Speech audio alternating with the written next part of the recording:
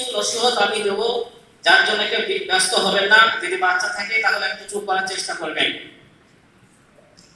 প্রথম কথা হলো, আপনাদের কাছে আমি প্রশ্ন রাখছি। প্রশ্ন হলো এই যে কালেমায়ে তাওহীদ কারো জানা আছে? কালেমায়ে তাওহীদ কাকে বলা হয়? আমাকে উত্তর দিবেন।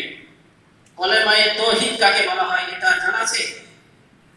যার কারো জানা যদি না থাকে কিছু মনে করবেন না, আমি জিজ্ঞাসা করলাম কালেমায়ে তাওহীদ কাকে বলা হয়?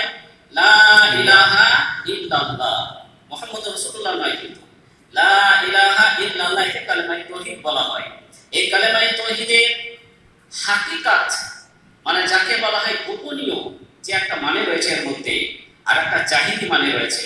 তাহলে হাকিকাতি মানে কি আর জাহিদি মানে কি এটা ভালো করে আজকে জেনে নিন। কালেমায়ে তাওহীদ অর্থাৎ লা ইলাহা ইল্লাল্লাহ, যেটা আমরা মুসলমানরা অহরহ এখান ওখান বলে থাকি, আর হিন্দুরা জোর করে যেটা আমাদেরকে বলাই জয় শ্রীরাম বলা করায়, ঠিক আছে না? আর আমাদের বাক্য হলো লা ইলাহা ইল্লাল্লাহ, হাকিকাতে যে আল্লাহ ছাড়া কোনো ইলাহ বা সত্য মাবুদ না। তাই কি ভাই? এটা তো সবাই বিশ্বাস করেছি, আর এটাই হলো আমাদের মূল মন্ত্র। আসুন তাহলে সেই কালেমায়ে তাওহীদ, যারা আমরা নামাজ পড়ি না, ভালো করে কথাটা শুনে যান, কিয়ামতে সাক্ষী হবে এই কথা।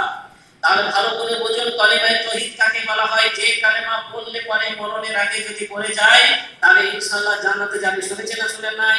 লা ইলাহা ইল্লাল্লাহ শেষ বাক্য হলেই সে জান্নাতে যাবে ইনশাআল্লাহ। তাহলে সেই কালেমা তাওহীদের হাকিকাতে মানেটা কি শুনুন। এর হাকিকাতে মানে হচ্ছে কি?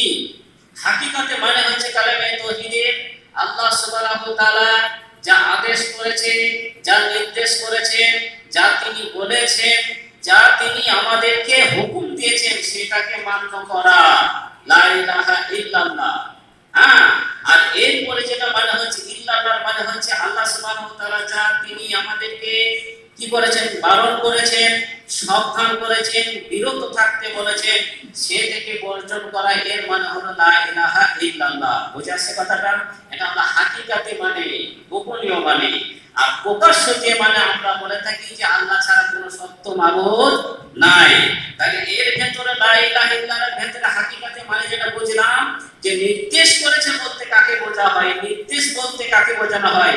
এই যে ঈদুল ফিতরের নামাজ পড়াটা নির্দেশ, 5 ওয়াক্ত নামাজ পড়া হচ্ছে নির্দেশ, যাকাত দেওয়া হচ্ছে একটা নির্দেশ, মাহে রমজানের রোজা রাখা হচ্ছে নির্দেশ, এগুলোকে নির্দেশ বলা হয়। আর যেগুলো না করা নেগেটিভ, যেগুলো করতে নিষেধ করেছে, যেমন হারাম খেও না, তারপরে হারাম পথে চলো না, ইত্যাদি হাদিস যেগুলো আছে হারাম কাজ, সেগুলোকে কি করেছে, বর্জন করতে বলেছে।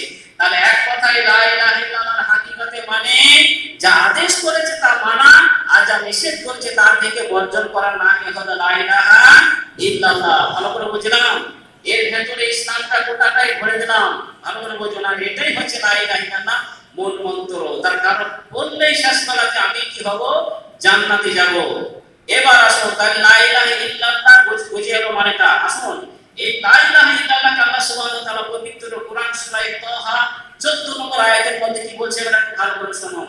ভাই বড় দুঃখ লাগছে, যারা আসতে পারি না, মসজিদ কাজে কামে থাকি, বাইরে থাকি, বড় বেদনার সাথে বলছি ভাই, খুব গুরুত্বপূর্ণ কথা। ইল্লাল্লাহ কথা তো বুঝলাম, আল্লাহ এবার ইল্লাল্লাহর কথাটা কিভাবে কোরআনে বলছে শুনুন। সূরা তাহা 14 নম্বর আয়াত খুলবেন। আল্লাহ সুবহানাহু ওয়া তাআলা তিনি বলছেন যে ইন্নানি আনাল্লাহ লা ইলাহা ইল্লা আনা ফা'বুদনি ওয়া আকিমিস সালাতা লিযিকরি। আল্লাহ সুবহানাহু ওয়া তাআলা কি বলছেন? ইন্নানি আনাল্লাহ, আমি আল্লাহ।